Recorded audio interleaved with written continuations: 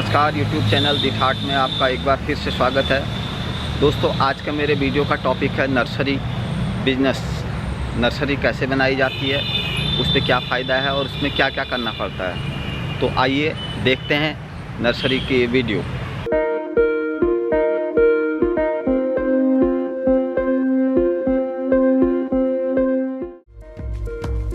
अपनी स्वयं की नर्सरी तैयार करके बाज़ार में पौधे बेचने का व्यापार आजकल बहुत ही फायदे का सौदा है।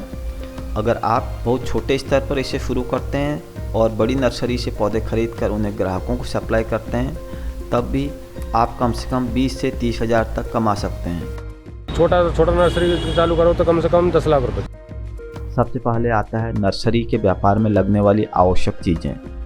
Requirements for nursery business. Her business को शुरू करने के लिए कुछ चीज़ों की ज़रूरत होती है ताकि आप अपने व्यापार को, अपने बिजनेस को सुचारू रूप से चला सकें। इस बिजनेस में लगने वाली आवश्यक चीज़ें इस प्रकार से हैं। सबसे पहले तो आता है जगह यानी लैंड। किसी भी व्यापार के लिए सबसे महत्वपूर्ण चीज़ है जहां आप अपने काम से संबंधित प्रक्रिया पूर्ण करते हैं। नर्सरी के व्यापार में भी आपको पौधों को लगाने के लिए और उन्हें तैयार करने के लिए जगह की आवश्यकता होती है। इसके अलावा यदि आप पौधों को गमले में लगाते हैं तब भी उन गमलों को रखने के लिए आपको जगह की आवश्यकता होती है, परंतु इसके लिए आपको अलग से जगह प्रबंध करने की बिल्कुल आवश्यकता नहीं है। आप चाहें तो छोटे स्तर पर अपने घर के आंगन में भी इसको शुरू कर सकते हैं।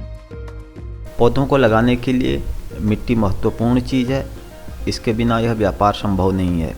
अगर आपको बागवानी की जानकारी है तो आपको मालूम होगा कि केवल प्लेन मिट्टी में पौधों को लगाने से वे ठीक से नहीं पनप पाते। इसके लिए अच्छे से पोषण के लिए आपको मिट्टी में रेत, खाद आदि अन्य चीज़ें मिलाकर उसे तैयार करना पड़ता है। नर्सरी लगाने के लिए किस चीज़ों का ध्यान रखना पड़ता है? मेन चीज़ है पानी का और खाद का। आपको अपने पौधे और बीजों की रक्षा विभिन्न बीमारियों से करना आवश्यक है। इसलिए इस बिजनेस में आपको विभिन्न कीटनाशक, जीवनाशक और अन्य रसायनों की ज़रूरत पड़ती है। इसके अलावा अपने पौधों को उचित पोषण देकर उन्हें तैयार करने के लिए आपको उचित मात्रा में रासायनिक और जैविक खाद की भी आवश्यकता पड़ती है। कभी कभार लॉस हो जाता है, जैसे बारिश में ज़्यादा पानी बरसात होने से पौधे गलने भी लगते हैं। अच्छा, तो सूख भी जाते हैं गर्मियों में। इस बिज़नेस में आपको कुछ ज़रूरी उपकरणों की भी आवश्यकता होती है जो आपका बिजनेस चलाने के लिए आवश्यक होते हैं और आपके काम को सरल बनाते हैं। इस व्यापार में आपको पौधों को पानी देना, उनकी कटाई करना, उन्हें ट्रांसपोर्ट करना आदि रोज़ाना करना पड़ता है। इस प्रक्रिया को आसान बनाने के लिए आपको बाज़ार में कई तरह के स्वचालित उपकरण मिल जाएंगे जिन्हें आप अपने काम को आसान बनाने के लिए खरीद सकते हैं, परंतु इन उपकरणों की खरीदारी और इनका प्रयोग पूर्ण रूप से आपके उद्योग के बजट पर निर्भर करता है। यानी आपको जिस चीज़ की आवश्यकता है आप अपने बजट के हिसाब से वो बाज़ार से खरीद सकते हैं। इस व्यापार में आपको कई काम जैसे मिट्टी को तैयार करना, पौधों को लगाना, उनकी कटाई करना, कीटनाशक का छिड़काव करना आदि एक साथ करने होते हैं। इसलिए यह सब अकेले संभव नहीं होता है। इसके लिए आपको अपनी सहायता के लिए दूसरों की आवश्यकता होती है जिनका चयन आप अपने हिसाब से कर सकते हैं। कितने आदमी रखने पड़ता है? जैसे आपकी ये नर्सरी जो मैंने देखी, कम से कम 5 आदमी। 5 आदमी अपने बगीचे में विभिन्न तरह के फूल और पौधों को बीज की सहायता से तैयार करने में बहुत ही मेहनत और समय लगता है, परंतु एक सत्य यह भी है, एक पौधा बहुत ही कम रखरखाव, देखरेख और पैसों से बड़ा हो जाता है। आप इस बिज़नेस को किसी भी जगह शुरू कर सकते हैं और अधिकतर व्यक्तियों के द्वारा इसे खरीदे जाने के कारण यह व्यापार मांग में भी बना रहता है। यानी इसकी डिमांड हमेशा बनी रहती है और यह आपको प्रॉफिट देता है।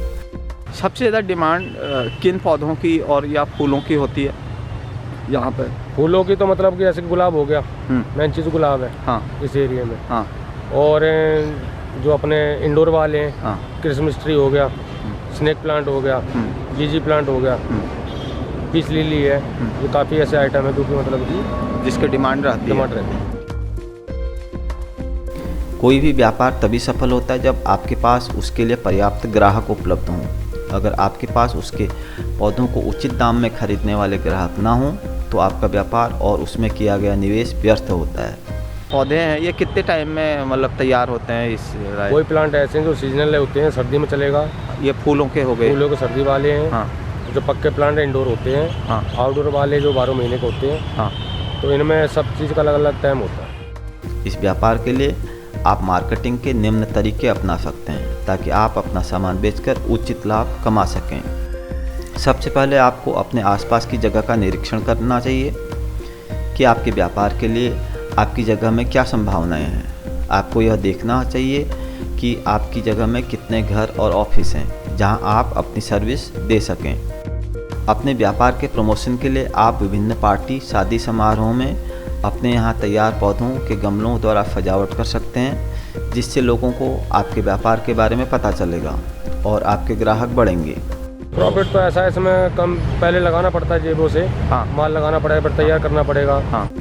किसानों को अपने ग्राहक बनाने के लिए आप कुछ गाँव में जागरूकता सेमिनार आयोजन कर सकते हैं, जिसमें आप उन्हें जैविक खाद बनाने, उनके उपयोग, विभिन्न चीज़ों की जानकारी देने के साथ ही आप अपने व्यापार का प्रमोशन भी कर सकते हैं। हर प्रकार के उपलब्ध हैं हमारे पास, फूलों में, फलों में। अच्छा। सीजनल फ्लावर भी हैं।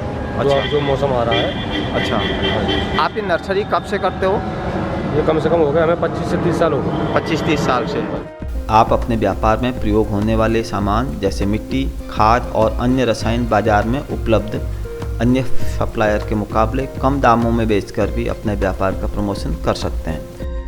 अपने व्यापार के प्रमोशन के लिए आप किसी फूलों की दुकान वाले से भी संपर्क कर सकते हैं, क्योंकि जो फूल खरीदता है वो ज़रूर उसका पेड़ भी खरीदना चाहेगा।